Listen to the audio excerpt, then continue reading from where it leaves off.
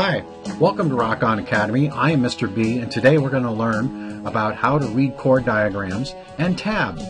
You know, I keep running into musicians that have been playing for a while but haven't learned. But if you're going to learn guitar now, it's essential you read tab, and it will dramatically accelerate your learning. And I've also found that students that have learned, sometimes they get confused. It's not intuitive, and they turn it upside down. It's kind of the way our brain works. So this can be a good reference to you to go back to if you happen to get confused or need a refresher of how to read it. And we're going to cover a little bit about the basics of guitar, what's up, what's down, where the first string is. That'll help you get through. And we'll go through the chord diagrams, tab, and I'll leave you with some tips on the best way to make use of what you've learned today.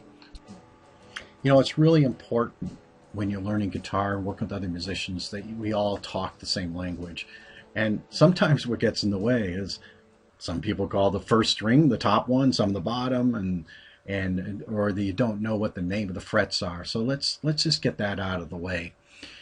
When you farthest away by the tuning heads is the first fret, and as you get closer up the body, you'll see that the tone, the pitch is getting higher in any of the strings, and that's going up the neck. So the first fret, second, third, fourth, fifth, sixth, seventh, eighth, and ninth.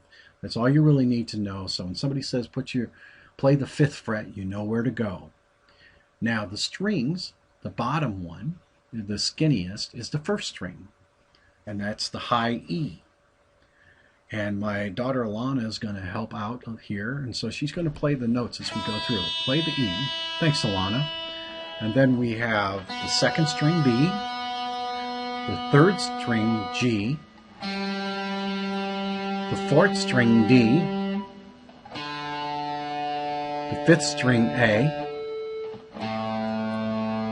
and the sixth string low E. And basically, there you go. That's really all you need to know so you can help tell people in the position of where things are, the fretboard and the strings. Now, the next thing what we're doing that you need to know is the fretboard hand. This will help you in reading chords to know that your pinky is your fourth finger, and then third, second, first, and your T is your thumb. Rarely used, but sometimes it is used. And from that, we can go and look at the guitar diagrams and how to read chords, which really is not that difficult, especially once you get the hang of it. So you look at a guitar, and what you really need to remember when you look at the guitar is that upright is really the way to look at for guitar diagrams, because all a guitar diagram is really a picture of the top neck of the neck of a guitar, usually the first four frets. So here's how you have pictures of chord diagrams. They use X's to not play a string, O's to let the string ring open.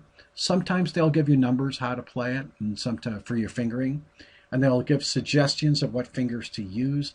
Now, fingering is our suggestions. There's many different versions. So sometimes, which is great, you can find a way that works.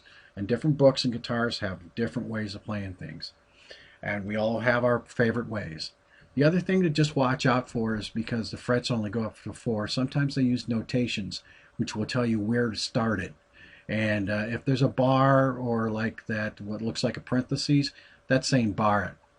But most important, you really need to memorize that, because chord diagrams are only shown if it's some unique way of playing it or for beginning books. Now let's go into guitar tab, which is really becoming more and more the language of guitarists. And this is especially important in communicating on the internet.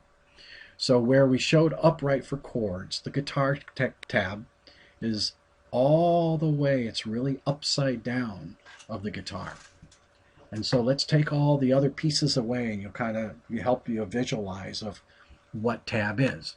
The tab are the strings, but where the bottom on the guitar was the skinniest, it's the thickest on tab. So you read it where the lowest is the thickest and the other is the highest. And then generally what you're going to do is you're going to put numbers on the strings of where you're supposed to play the frets. So that's a little map of how you would play different areas. So let's look at this. See this blues riff that we're going to put together. That's a low E open. Now I put the whole thing out there. We're going to stay on the 6th to the 5th to the 4th string.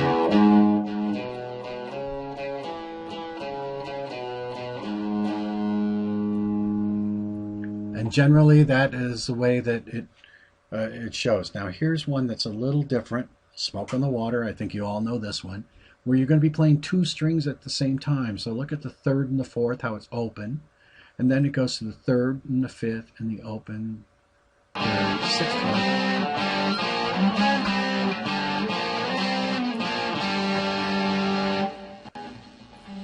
Very good. Thank you, Alana. Appreciate your help.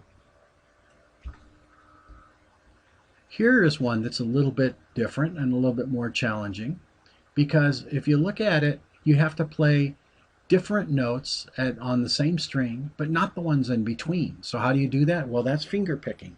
You need to do that. You can't just strum to be able to do that. Great challenge, and it's a great way to use it. If you are, I do recommend that you get a finger picking book, and so you're learning how to use your second, third, and fourth fingers correctly, because if you don't, it'll be very, very hard. But it's not going to harm you to just experiment with some of these. I personally have learned a lot from just going through unplugged Eric Clapton books and finger picking. Absolutely love it. Okay, let's play the Blackbird.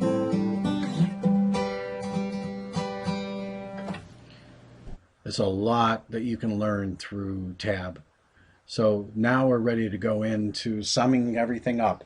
So here's what I've learned that I would say is when you go to Tab, it's great for finger picking, learning leads, but it's not so good for chords. Keep it simple with chords. If you can see what chord looks like in Tab, you can't read those quickly. The other thing that Tab doesn't do is it doesn't show rhythm and tempo. And the best thing to do is listen to the songs, understand the songs, because there's not a good way to communicate that yet. Expect when you're on the internet to find a lot of errors in the tabs and mistakes. But you know, going through them and finding the errors, it's a great way to learn, and pretty soon you'll become an expert. You can really learn a lot from things that are wrong, because when you hear what you like and hear what you don't, and you see it, it really makes you a lot more understanding how music is put together. So what I also recommend is going onto YouTube and watching your favorite artists, because quite often they use capos and different items, and the tabs on the internet sometimes don't take into account they're technically correct, but not the way they're played. And that's all that we have time for today. But you got everything in 8 minutes that you really need to know to be able to play chords and tab. So visit us at rockonacademy.com. Hope to see you there soon. Thank you.